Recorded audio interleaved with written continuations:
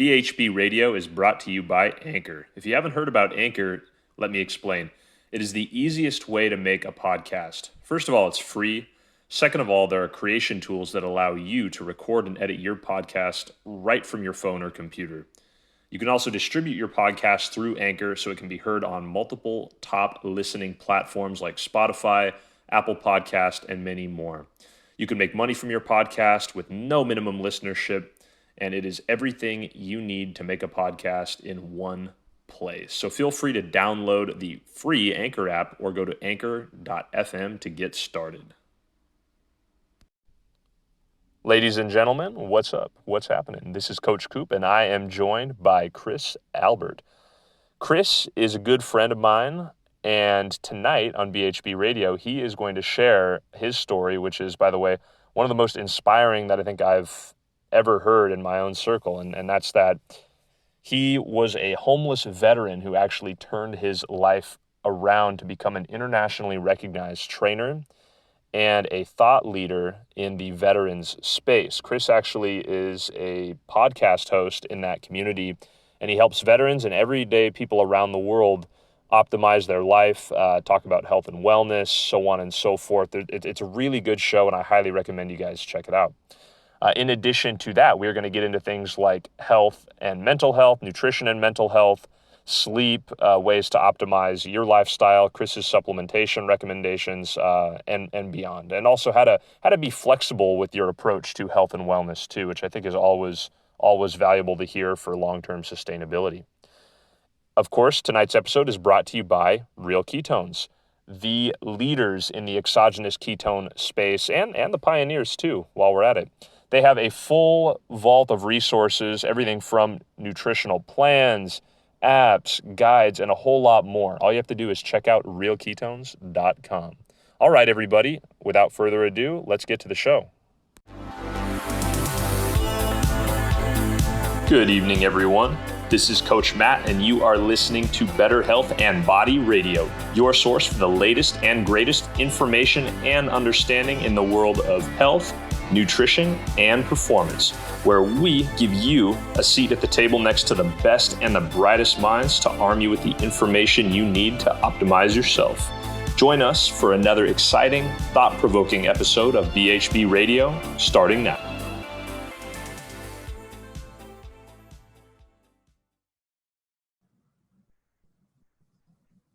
All right, Chris, great to see you again. I appreciate you sitting down, and welcome to the show. What's up, my friend? How are you doing? Doing great, man. Never better, honestly. It's kind of funny. Things have kind of come full circle. I remember, and I tell this story often to the Real Ketones family, but you and I were at the Coachella for Meatheads. That is the Olympia in Vegas. And that convention features a whole bunch of nutritional supplement companies. And you came up to me with a little, almost like a space package looking thing in your hand, and you're like, hey, no one knows who these guys are, but I think this might be the most innovative company here. And of course, that little packet wound up being like one of the very first ever prototypes for exogenous ketones. And then I tried it, and I'm like, whoa, what is this? And then I start, anyways, from then on out, I was in a rabbit hole, and here we are now having you on the show. So I don't know if you remember that, but it's funny to be full circle, like, I don't know how many years later, 7 years later. Yeah, I remember it well. I saw those guys, and I was walking around that place. When you go to a trade show, particularly in the fitness realm, so many companies are just kind of copies of each other. I mean, they all have kind of similar supplement ranges. They all kind of have similar products and things like that. And at that time, that was the only thing that seemed new, and I tried it, felt great afterwards. And, it kind of energized me because I was tired and the whole place smelled like protein farts. And it was a great product, still a great product. Those are great guys. So. Yeah. It's interesting too, how it's like now so much more research has come out around it, whereas like you and I were sort of trying this new prototype thing, and it's still, comparatively speaking to something like creatine or a vitamin D supplement, is still very much new. But since then, they've looked at a lot of different studies as with things like reaction time, anxiety relief, and it's almost like kind of like a supplemental superfood in a way. So it's funny how after that, things like the Tim Ferriss podcast and so on and so all these different other entities started talking about exogenous ketones, and the wave had not even come close to cresting yet for mainstream sort of influx of keto at that point. Yeah, I mean, it is interesting. I mean, you have these ketone esters that are out there now. Before I got into doing what I was doing now, I was looking at patents and trying to purchase patents and things like that. But like there's so much innovation going on in this area that it's almost hard to keep up, honestly. I mean, like it's kind of like the tech booms moved into nutrition. I think that, when I first started doing a keto diet, I was in the bodybuilding community at the time, and everybody looked at me like I had 3 heads. And I remember that. Yeah, and people were like, you need carbs, you need this, you need that. And then, I started doing it and slowly started talking about it and things like that. And I take absolutely no credit for spreading the word, because I never developed much of a following. But like, I think about then and now, where it was like me and a few other people who were talking about it, and now everybody's doing it. It's all over the place. It's hip popular culture, and it's just funny how things that are on the fringes, so to speak, can take center stage. Totally, yeah. For those of you who don't know Chris, we just sort of dove right in and we do a formal introduction, but will in a sec. I actually bought Chris's ketogenic. It was called the ketogenic diet. It was like no pictures, no frills, no BS, and it was one of the first really pieces of literature out there, especially and everybody and their mother has an ebook now. It was one of the first ones out there, and I learned more from that than almost any other source out there at the time. So just to kind of credit where it's due, you were one of the first out there just spreading the word again. All that just to say is, I look at you as, first of all, I was, I think, one of your first remote clients, but I look at you as like kind of, an influencer with integrity in this space who I've kind of modeled a lot of my life after in a work sense, right? I always look at you as something like a health, wellness, and fitness anthropologist, where you were just open-minded and you spent time in the general fitness / physique, bodybuilding realm, whatever you want to call it. And then you've since moved away from that and just been open to trying new things. And for those of you listening at home who are not familiar with Chris and his work, Chris has actually then taken a lot of this knowledge and then distilled it in a highly practical way to the veteran community, and really made a huge positive impact on the health, wellness, well-being of many, many, many veterans and other everyday people who follow him too. And that would be through Warrior Soul, right? Yeah, that's my podcast. One of the things I'll say is that when I got into the fitness industry, I kind of I started by opening up a gym, right? Along with my good friend Eddie Avikoff down in Long Beach, and that gym was Metroflex Gym in Long Beach. It's now a pretty well-known gym. There was a lot of pain involved in that, because didn't have much money at the time, and really couldn't. I spent like 3 years making like $500 a month and living off of that, and then ended up having to give up my shares because of personal reasons and things like that. But it was a very difficult time, but it was also an amazing time, because if you remember the people who were at that gym and coming to that gym, and we had people like CT Fletcher there, Mike Rashid, but then you also had Tom Platts coming in every day to do a workout, retired, not bodybuilding anymore, but just having Tom Platz there and being able to talk to him, or having, the late great John Meadows coming in to do a photo shoot, or guys like Rich Piana, or, Frank Madrano, or you name a person in the fitness industry, they came through there. It was just a really great place to talk with people, to meet with people, to bounce ideas off of people. And, a lot of my thought, came from watching these athletes and watching people go about their diets, and wondering if there was a better way. And then the other thing that informed it for me was the fact that I have autoimmune disease, ulcerative colitis, which has, interrupted my life in numerous ways. Not It's a disease I wouldn't wish on my worst enemy. But, wanting to be in strength and be in bodybuilding, but also having a disease where my immune system was attacking my digestive tract, and not being able to tolerate the amount of protein that most bodybuilders took. The more I researched keto, the more it seemed to be a good solution for myself and others who suffered from similar problems. And so, I did it, got great results, and continued to not necessarily follow strictly, but continue to use the principles to manage myself in my new life, which is as a businessman and podcaster. So Yeah. And it's funny you say that, because I think when you kind of take the principles of what we're talking about here, it really applies to not just athletes and fitness enthusiasts, but also weekend warriors, busy professionals, things like that. It's like everybody at every level of rung on the ladder is an athlete, right? Or kind of an adaptable organism. And it's like some of us are just starting out, we're, real low on that rung. Some of us are higher. And it's like you can kind of scale the approach of,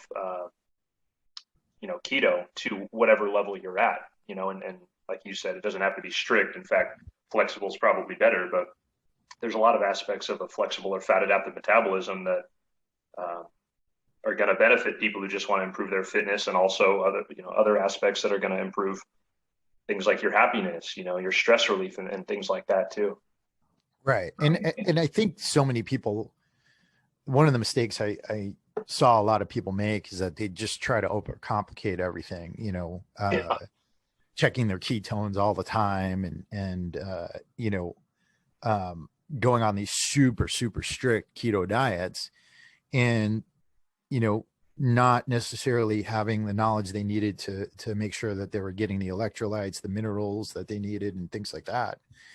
But I think that one of the things you could do is you start off simple, right? And rather than maybe jumping headfirst into ketosis, maybe start by removing some of the sugar from your diet. And then, you take a look at some of the other carbs that are in there, and maybe, adding some fats to your diet. And then, slowly, gradually, as you learn more, implementing a few more things and see how you feel. I think that fat adaptation is not an easy thing to accomplish. But if you do things in a way in which, you're toying with yourself, you're experimenting with yourself, and you're not necessarily jumping into, zero carbs, minimal protein, and tons and tons of fats, then, you'll give yourself a better chance of success, right? Yeah, absolutely. And I think that the longer time you stay in it, the more you can kind of tinker with it as well. I mean, we had Louis Villasenor from Keto Gains on here, and he was talking about how, you know, he flexed the diet by saying, all right, I'm going to increase more protein on there. And, I don't want to get lost chasing ketone levels over, just my own internal feelings, my health, my wellness, my results. And that's one of his slogans now is chase results, not ketone levels. And it's not to say he's devaluing the myriad of benefits from ketones. It's the opposite. But what he's saying is make it easy on yourself. keto is a transient state. You're going to have fluctuating levels of ketones depending on your activity level, how well your body's utilizing them, so on and so forth. So just know that if you're spending some time in a ketogenic state through some iteration of fasting, some days of, lower carbohydrate, things like that, you don't have to always try to stay in that one spectrum there. And I think that kind of empowers it to be more of a lifestyle that's scalable for the long term and also approachable for a larger number of people, whether it's someone who has an autoimmune condition like yourself, an everyday person just trying to transform their physique, all the way to certain athletes. Well, yeah, and I think one of the other issues we see in the fitness industry, and I quite honestly don't pay much attention to the fitness industry these days, but at least when I was neck deep in it, Probably for one the of the best. problems. What was that? Probably for the best. Yeah.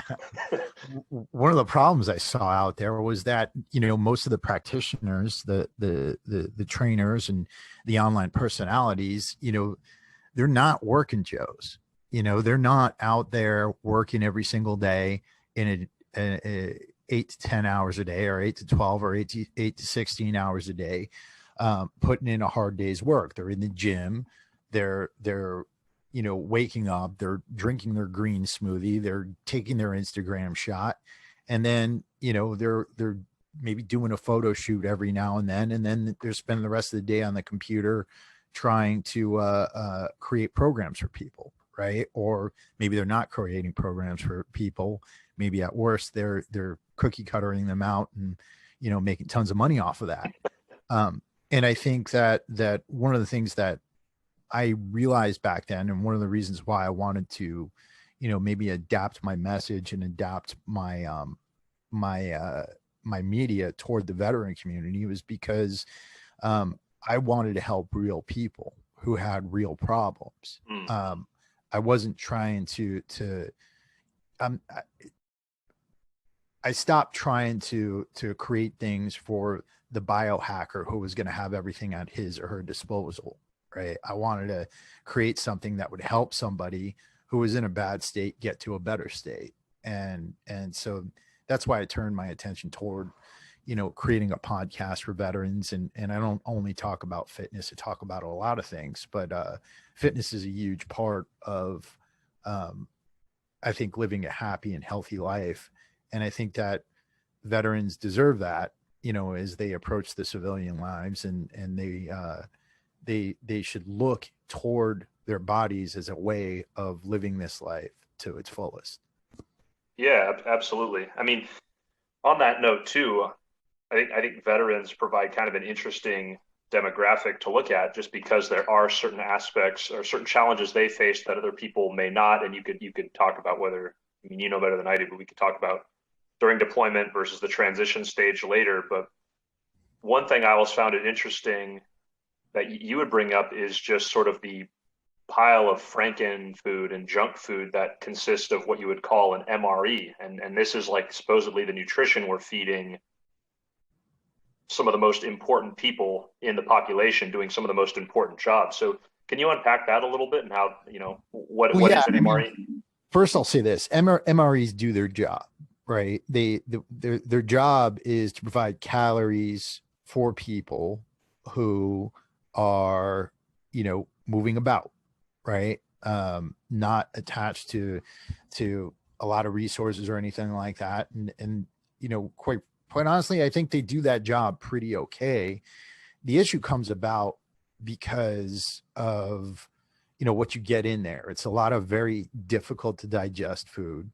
And anybody who's ever eaten an MRE and then gotten up the next morning will tell you that it's very hard to pass anything once you've eaten one. I think that, but it's not only the MREs, it's the lifestyle in general. I mean, you're out in the field, you're in proximity to lots of explosions, to gunshots and things like that, whether you're training or out in combat. Your brain's getting rattled constantly. Your body's getting torn apart, right? You're literally carrying loads of 80 to 100 pounds on your back. You are, when you're not out in the field, the lifestyle is, for a lot of military members, lots of drinking, not a lot of sleep, and you're go go go a lot of the time. um and a lot of time it's go go go to hurry up and wait and sit on a pack, right? So you do that for 4 to 20 years, however long you're in. There's going to be a price to pay for that, right? And what we've been seeing, and my good friend Andrew Morris talked quite about a bit about this, is in some of the high level operators, and also in the line unit infantry. We're seeing a lot of guys who are dealing with hormonal issues as they hit their late 20s, early 30s, and on into their 40s, where the brain is not producing precursors to testosterone, to growth hormone or anything like that. There's a large percentage of veterans who also suffer from autoimmunity, who are dealing with gut health issues. And one of the things I think that needs to happen in the community is that more veterans need to pay attention to the basics, right? Making sure they're continuing their exercise regimens when they get out, making sure that they are eating properly, and also taking care of gut health and taking care of their musculoskeletal systems. And I think that the conversation about PTS and the conversation about traumatic brain injury largely has been centered within government circles around medications, and around mental therapy. And don't get me wrong, medications are great. They can help. So does mental therapy. But also, I think there needs to be a conversation about fitness and nutrition, if we're actually going to solve these problems at the root cause. Yeah, yeah. So you you said a lot there that I think is worth looping back on. So if a certain amount of the job is going to come with some less than ideal stressors, right? And obviously, you've talked about this, I've talked about this. We've learned our own lessons in this way. But stress can drive health issues themselves. So if there is going to be a certain amount of being woken up in the middle of the night, a certain amount of being exposed to less than ideal conditions, stress-wise, do you think there's a way that people can not put fertilizer on that, or kind of stoke the fire by eating like such inflammatory foods, and maybe eating in a way that's healthier for the nervous system and brain and not going to cause neuroinflammation? Well, I think let's go to the easiest possible thing, and that's trying to sleep more when you can, right? I just had Dr. Kirk Parsley on my podcast, Navy SEAL, who went on to become a doctor, and now he's one of the foremost experts on sleep. One of the things he looked at when he created and ran the Naval Special Warfare Resiliency Clinic is that he had seen that these guys aren't sleeping. Their hormone profiles were horrible. Blood work was horrible. And we're talking about high performers in their 20s and 30s, right? And you change the sleep, you get people to sleep more. That is going to do them a world of good, right? Then, we go on to things like nutrition, right? And maybe it's not going out there and weighing every ounce of food, right? If you're in the military, you're not going to be able to get, organic grass-fed beef liver, right? You're not going to be able to get organic vegetables and things like, just not going to happen, right? But what you can do is start to cut down on the sugar, and you can cut down on the beer, and you can cut down on tobacco products, right? You can make sure that the food you are eating is easily identifiable, based on the ingredients, and not some, concoction of things that were put together with a bunch of chemicals.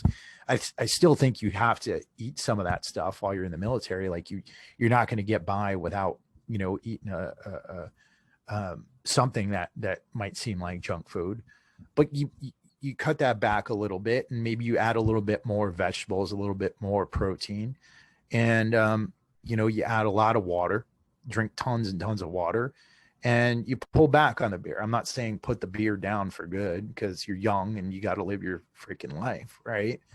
But you cut back on it, and you don't get blacked out drunk all the time, right? Yeah.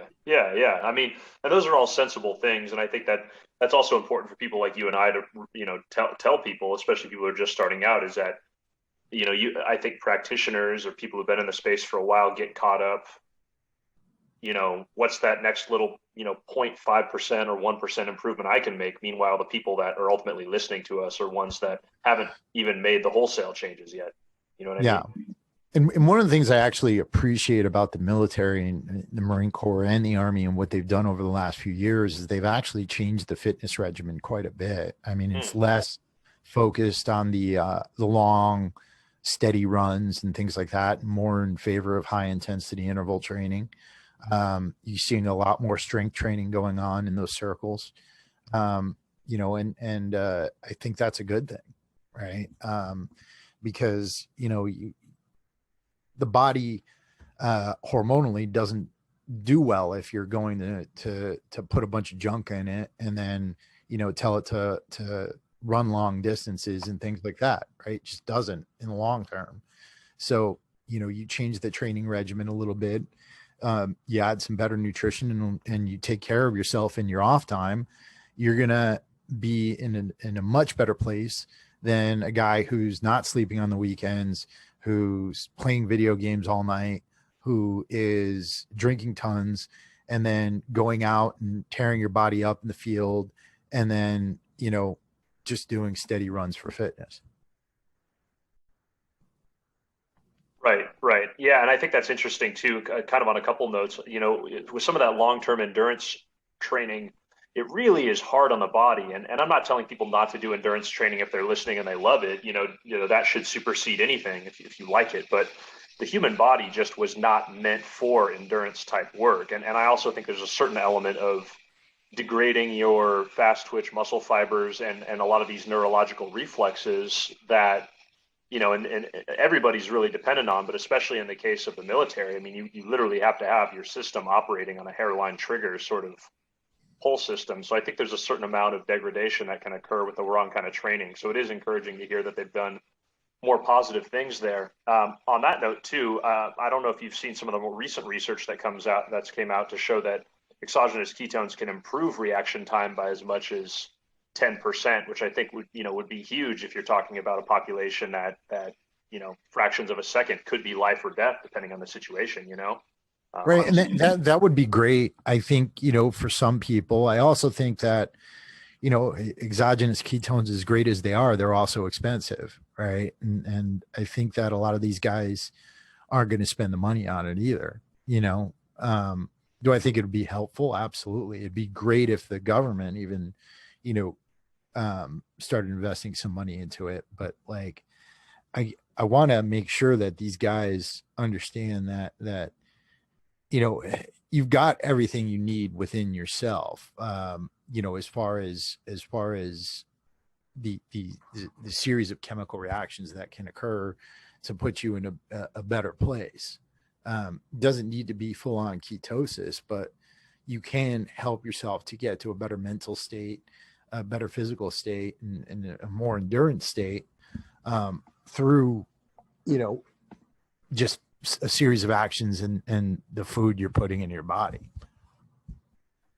Yeah, absolutely. On that note, what is like the sort of supplement guidelines or access that people in the military have? Can you bring in some of your own stuff? Is there really no access to that? Is that Oh obviously yeah. if you're deployed, or what's that like? Yeah. No, absolutely. And one of the things I mean, there's definitely supplement stores you can go to. They sell supplements on base and things like that. They're not issued or anything. But one of the things you could do is, if I were to supplement, I mean, I'd be focusing on the things that are going to help protect, right? Like things like N-acetylcysteine, right? Which, by the way, is harder to get right now because, well, of that word I don't want to utter right now.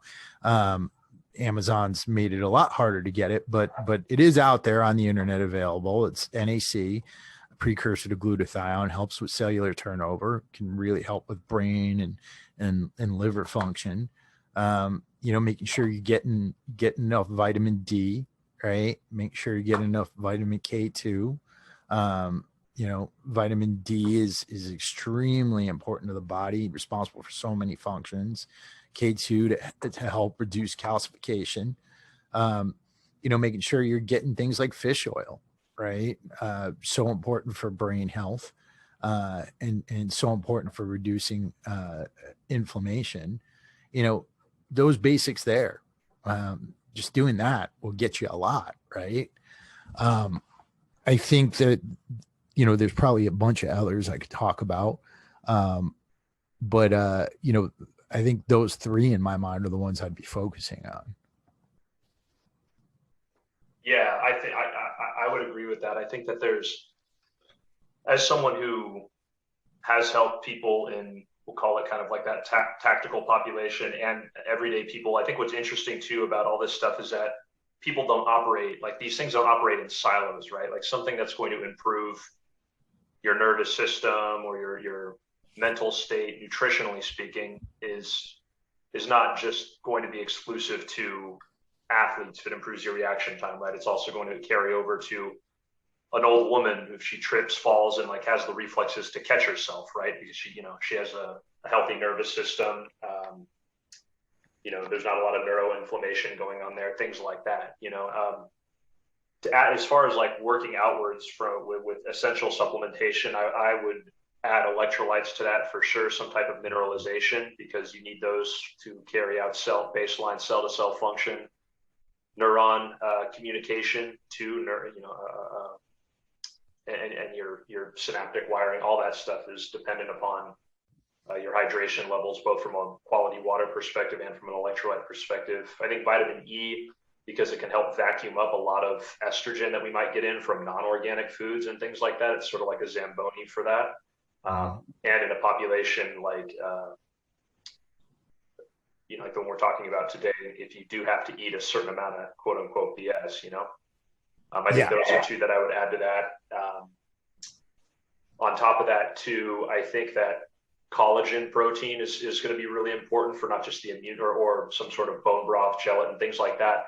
Not just for the immune system, but also for the brain. That's we're also talking about things like high stress populations, traumatic brain injury potential, things like that. Collagen has shown some very neuroprotective qualities in that capacity.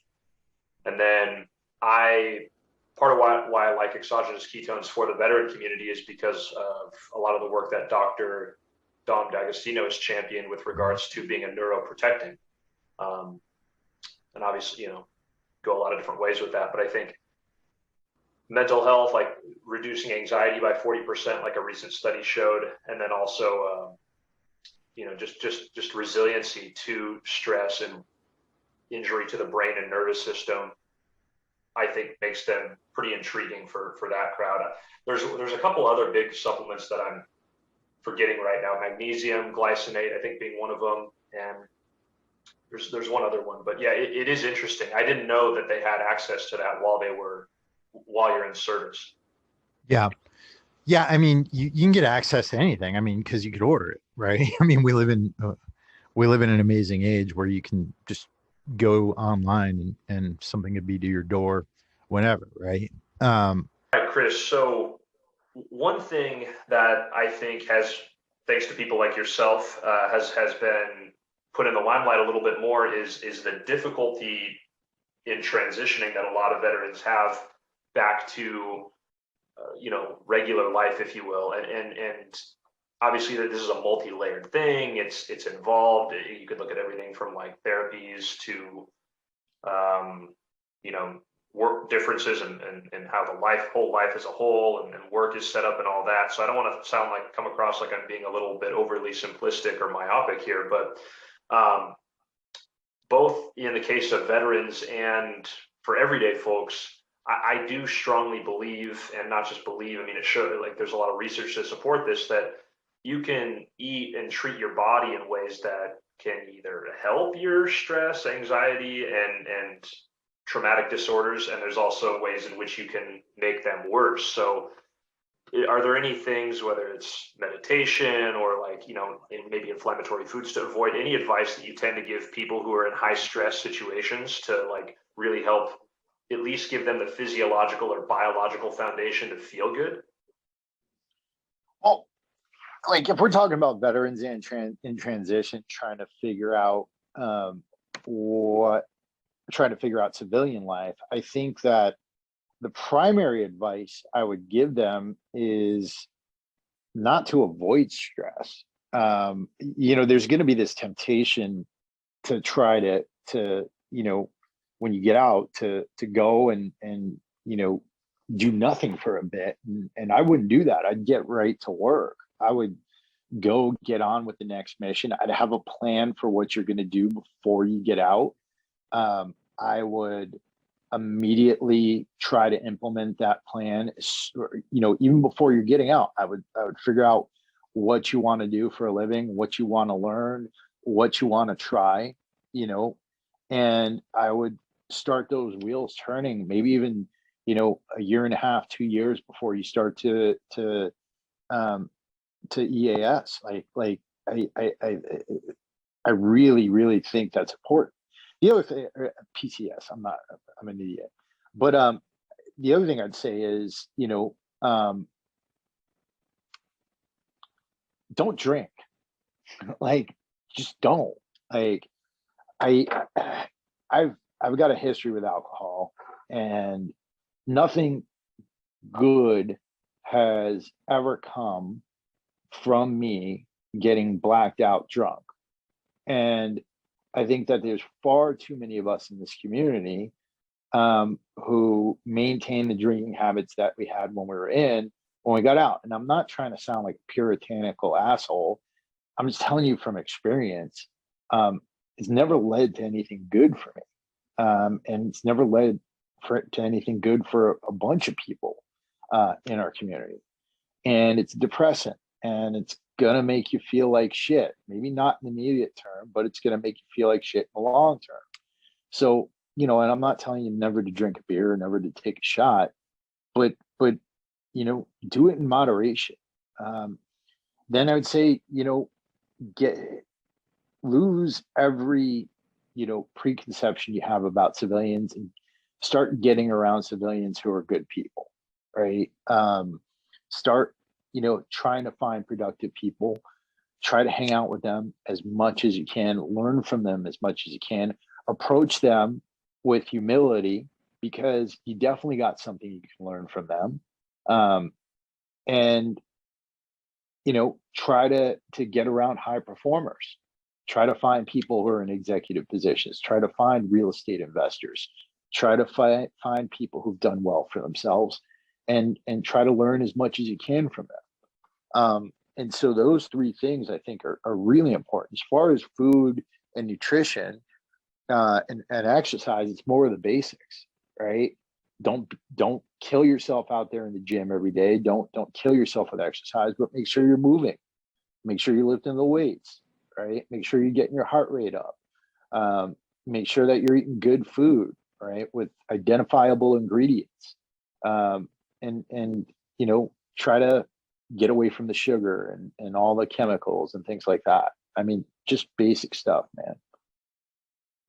Yeah, well said. And what I like about that too is that people of all sorts who are dealing with stress, which, if you look at the statistics, there's really kind of a mental health epidemic and an anxiety epidemic. It's really as high as it's ever been, through not just the veteran community, but just it's ubiquitous in society these days. And it's multi-layered, in a lot of different ways.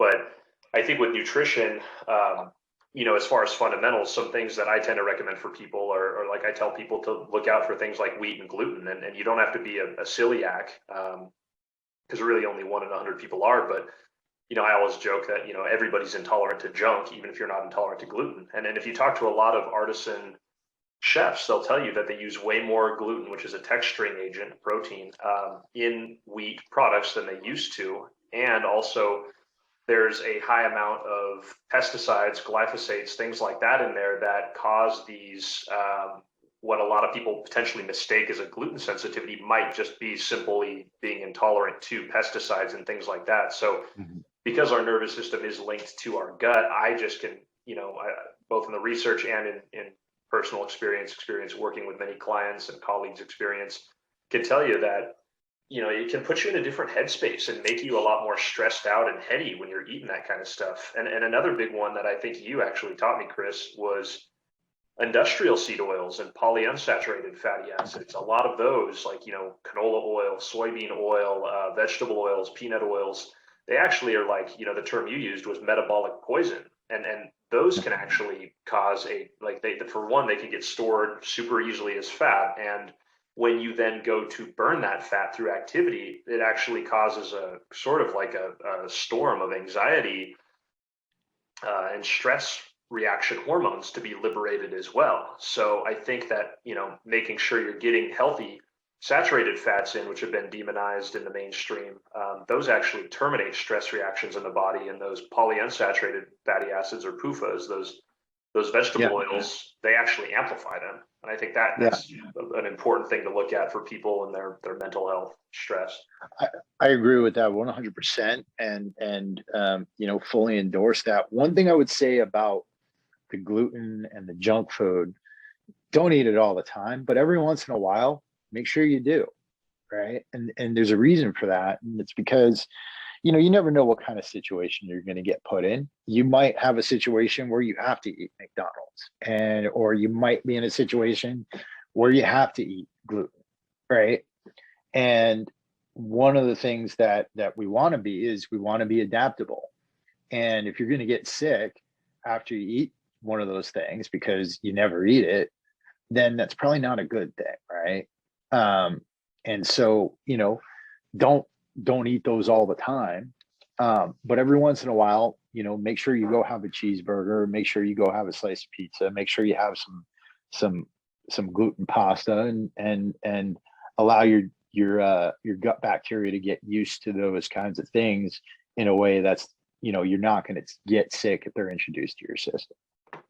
Yeah, I think I think a lot of people actually do that with things that are like that they think are negative, but are actually positive too. Dairy being one of them. It's actually really important to keep dairy in your diet, and a lot of times, like what it looks like a dairy allergy is actually a result of, like you said, either just avoiding it for so long, you kind of have an enzyme deficiency, and also it's usually a canary in the coal mine for you having like a lack of energy in your cells, aka in your whole body, to fuel things like digestive adaptability, your immune system, hormones, so on and so forth. So a lot of these sort of lighter allergies for less common things like eggs or dairy is really that. And I also would agree with you that another friend of mine, Tor, who's a veteran of the health and fitness space, he actually really echoes what you say, and he says, I like to just test my system out every now and then to remain adaptable. He's like, I don't eat this stuff 99% of the time, but here and there, and he usually just, it's not like he's sitting in a lab like testing himself out literally. He's like, if he's out being social, he's like, yeah, I'll have that. Because he does enough of the fundamentals and lives his life in enough of he treats his body well enough the rest of the time to where he can do that. And also, like you said, there's probably something to be said about staying adaptable there, and it'd be really interesting to see kind of some more research come out on that note. But hey, Chris, 100%. I want to be respectful of your time. For people, whether it's everyday people, veterans who are listening, where can people go to find out more about you? Yeah. Check out the Warrior Soul podcast. We're on iTunes, Stitcher, Google Play, or you can go to our website, www.warriorsoulagoge, that's AGOGE.com. And, I'll say this, I don't have a damn thing to sell. I literally don't. I probably should. We've got some t-shirts and things like that. But the only thing I do right now outside of my my day career is, I publish podcasts for veterans and anybody else willing to listen, to help them to live their best lives. And most of my content right now isn't about fitness or nutrition. If you want some of the goodies, the classic goodies for that, you can go to the Warrior Soul Agoge YouTube channel, where I put out tons and tons of content years ago about my take on fitness and nutrition and my experience with bodybuilding and things like that. But I don't produce much of that content anymore. Most of my life outside of work is dedicated to help veterans and people, live their best lives. I've interviewed people like Robert Greene, the author of the 48 Laws of Power. I interviewed Eddie Gallagher, the Navy SEAL. I've interviewed Gary John Bishop, author of on F Yourself. Don't want to curse here. A lot of really great guests. And a lot of times I'm surprised that they even, wanted to come on my little podcast. So it's been an awesome experience. And if you're not a veteran, you get just about as much out of it as if you were. So. Yeah, I was going to say, as someone who's followed you for years and years and years now, I mean, anyone can benefit from the content you put out. Just like they can from this show. And it's Warrior Soul Agoji on Instagram too, right? Yeah. Yep. Warrior Soul Agoji on Instagram. On Twitter, I'm at Warrior Soul Gear. You can find me there. Cool. Sounds good. Yeah, man. Great talking to you. Yeah. Looking forward to having you back on, hopefully at some point. And all right, everybody. I always love getting a chance to catch up with Chris. He's an old friend of Gary, Rob, and I's. I've learned a ton from him. Hopefully you guys found a lot of great nuggets to pull from today's episode as well. And I will see you next time here on BHB Radio.